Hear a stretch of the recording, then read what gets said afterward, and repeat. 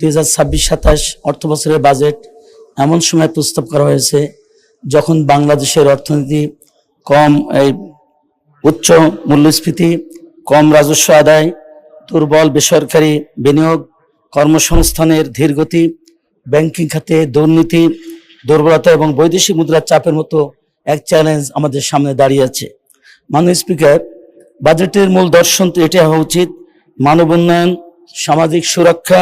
নন inverter এসির দামে ঘরে আনুন বিদ্যুৎ সাশ্রয়ী ইনভার্টার এসি। এখন 1.5 ton my one inverter AC মাত্র 48,900 টাকা পাওয়া যাচ্ছে মিনিস্টার শোরুমে। কর্মসংস্থান, উদ্যোক্তা উন্নয়ন এবং বেসরকারি খাত নির্ভর প্রবৃদ্ধির মাধ্যমে অর্থনীতি পুনরুদ্ধার।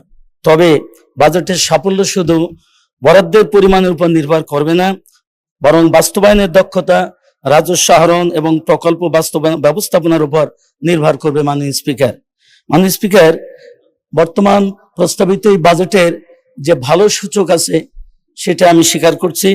এক, বাজেটের শিক্ষা, স্বাস্থ্য এবং সামাজিক সুরক্ষা নিরাপত্তা খাতে গুরুত্ব বৃদ্ধি, এটা একটি এই বাজেটের ইতিবাচক দিক। দ্বিতীয়ত, বার্ষিক উন্নয়ন কর্মসূচিতে শিক্ষা ও স্বাস্থ্য খাতের বরাদ্দ বৃদ্ধি বাজেটের আরো একটি ভালো দিক। তৃতীয়ত, বাজেটের সামাজিক কল্যাণ এবং বিশেষ চাহিদা সম্পন্ন গোষ্ঠীর জন্য সহায়তা রাখা হয়েছে। এটা সমাজ কল্যাণ মন্ত্রণালয়ের অধীনে বিশেষ চাহিদা সম্পন্ন জনগোষ্ঠীর উন্নয়ন সহায়তায় 14,500 কোটি টাকা বরাদ্দ রাখা হয়েছে।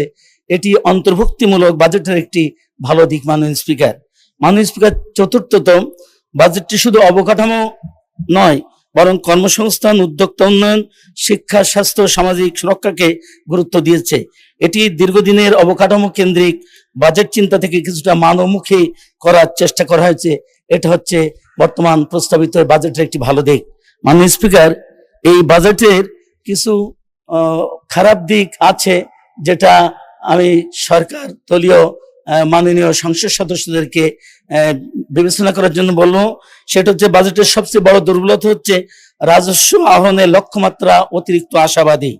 2026-27 অর্থ বছরে আমরা জানি লক্ষ্যমাত্রা ধরা হয়েছে 6,95,000 কোটি টাকা, কিন্তু আমরা বিগত বছরের তুলনায় এটা দেখি 18.2% বেড়েছে।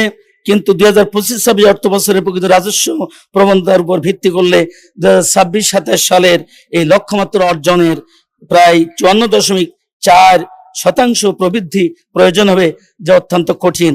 অর্থাৎ বাজেটের ব্যয় পরিকল্পনা বড় হলেও সেই ব্যয় নির্বাহের জন্য প্রয়োজনীয় রাজস্ব আহরণ অনিশ্চিত হয়ে পড়বার আশঙ্কা রয়েছে। মাননীয় স্পিকার, দ্বিতীয়ত, মূল্যস্ফীতি লক্ষ্যমাত্রা বাস্তব তুলনায় আশাবাদী।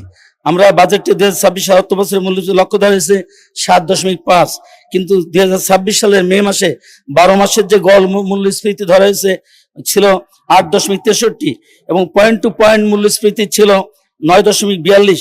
তাই খাদ্য সরবরাহ, জ্বালানি সরবরাহ, মুদ্রানীতি ও সরকারি ব্যয়ের উৎপাদনশীল ব্যবহার নিশ্চিত না হলে মূল্যস্ফীতি লক্ষ্যমাত্রা অর্জন কঠিন হয়ে পড়বে। মাননীয় স্পিকার, বেসরকারি বিনিয়োগ ও ঋণ প্রবৃদ্ধির লক্ষ্য অনিশ্চিত। বাজেটে বেসরকারি খাতে ঋণ প্রবৃদ্ধির লক্ষ্য 9.4 ধরা হলেও 2026 সালের এপ্রিল পর্যন্ত বেসরকারি খাতে ঋণ প্রবৃদ্ধির মাত্রা ছিল 4.75। সরকার ব্যাংক খাত থেকে বেশি ঋণ নিলে বেসরকারি খাতে ঋণ প্রবাহ আরো কমে যাবে। এটা হচ্ছে এই বাজেটের জন্য একটা ঝুঁকি। মাননীয় স্পিকার, বার্ষিক উন্নয়ন বাজেটের একটি বড় সমস্যা হলো 2026-27 অর্থ বছরে এডিবিতে ধরা হয়েছে 3 লক্ষ কোটি টাকা, যা 2025-26 অর্থ বছরের এডিবির তুলনায় 30.4% বেশি। কিন্তু 2025-26 অর্থ বছরের প্রথম 10 মাসে এডিবির বাস্তবায়ন হয়েছিল মাত্র 35.4%। মাননীয় স্পিকার, এই বাজেটের আরেকটা মন্দ দিক হচ্ছে প্রকল্প বাস্তবায়নে বিলম্ব ও ক্যারি ওভার প্রকল্পের সংখ্যা বেশি। আমরা 2026-27 অর্থ বছরে 377টি ক্যারি ওভার প্রকল্প রয়েছে এবং কনক্লুডিং এবং ক্যারি ওভার মিলে মোট 780টি প্রকল্প শেষ হওয়ার কথা, কিন্তু পরিকল্পনা কমিশন মাত্র 231টি প্রকল্প 2026-27 অর্থ বছরে শেষ হতে পারে বলে চিহ্নিত করেছে। এর অর্থ অনেক প্রকল্প বরাদ্দ পেলেও সময় মতো তা শেষ হওয়ার সম্ভাবনা কম। মাননীয় স্পিকার, আমার সময় ফুরিয়ে আসার কারণে আমি আপনার কাছে নিবেদন করব, আমি আমার প্রস্তাবনা এবং মূল্যায়নটা বলার জন্য।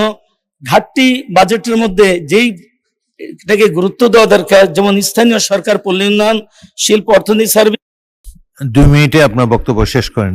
এই 2 কাটছাট মিনিট। করার কারণে স্থানীয় সরকার, পল্লী উন্নয়ন খাতে এবং গ্রামীণ অবকাঠামোর উন্নয়ন সেখানে ক্ষতিগ্রস্ত হবে, এবং শিল্প, অর্থনীতি, সার্ভিস এখানেও কমাবার কারণে এখানে বিনিয়োগ, উৎপাদন, কর্মসংস্থান সহায়ক কার্যক্রম দুর্বল হবে।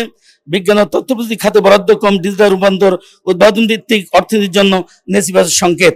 মাননীয় স্পিকার, সবচেয়ে বেশি সমস্যা এই বাজেটের সেটা হচ্ছে বাজেটে মানব উন্নয়নমুখী ও সামাজিক কথা বলা হলেও শিক্ষা, স্বাস্থ্য, সামাজিক নিরাপত্তায় বরাদ্দ বৃত্তি ইতিবাচক হলেও রাজস্ব আহরণ যদি লক্ষ্যমাত্রা অনুযায়ী না হয় তাহলে এই খাতের কার্যকর বাস্তবায়ন বাধাগ্রস্ত হয়ে যাবে। মাননীয় স্পিকার, ব্যাংক ঋণের ঝুঁকি,